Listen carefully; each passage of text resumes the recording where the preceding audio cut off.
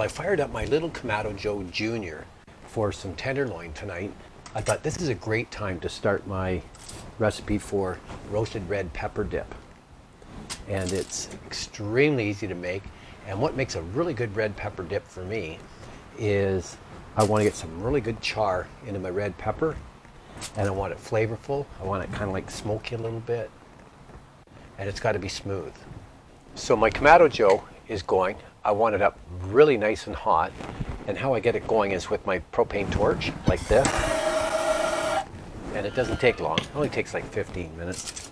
And I've got a nice red pepper, fresh red pepper, and I've got a clove of garlic all wrapped up. And I'm going to put it in a piece of tin foil so it doesn't fall through the grill. And I'm going to put this direct, and I want to get some really nice char into that. Okay, I'm going to char this up nicely on all sides. I'm going to put it in a bowl, and I'm going to cover it with some saran to let it steam out. You can let that steam out for probably half an hour. You can also char this on your gas grill. I don't use my gas grill much anymore. It's just for braising and baking, actually. And my Kamado Joe, that's what I normally cook on, or my Junior, when it's just the two of us and it's like nice and quiet. You want to do something really fast, up and running in 15 minutes. You can also put your red pepper underneath the broiler and char it up, blister it on all sides, cover it.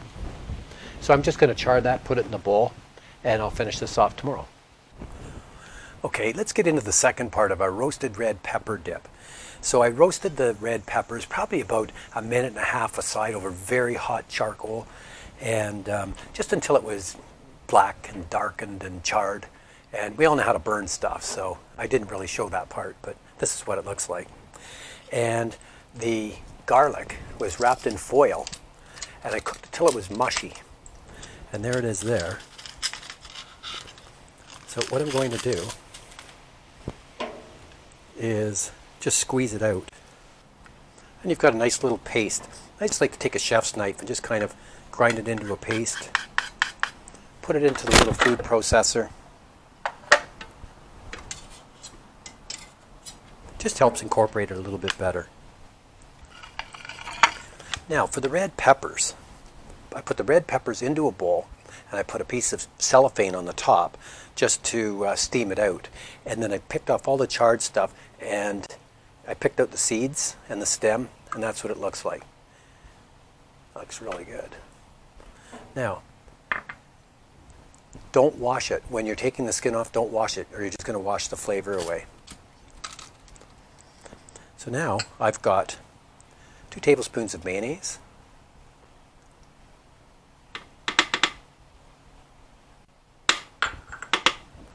2 tablespoons of cream cheese, and you can adjust to your liking.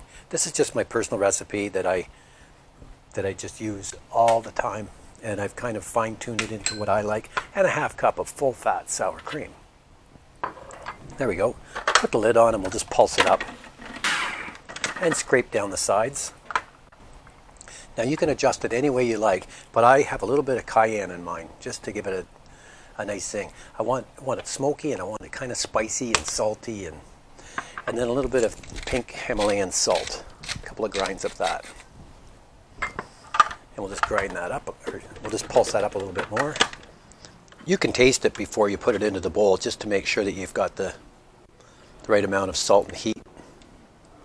No preservatives, just making it the way that you like it. There, I got most of it into the bowl. There's my super creamy. That's the important thing for me, that it's creamy. And this is going to be covered and go into the fridge. I'm going to let this meld overnight, actually. Bring all the flavors out, and you can add a little more garlic salt if you like instead of the pink Himalayan. But that's my roasted red pepper dip. I'm going to serve that with some extra crispy keto crackers. Thanks for watching.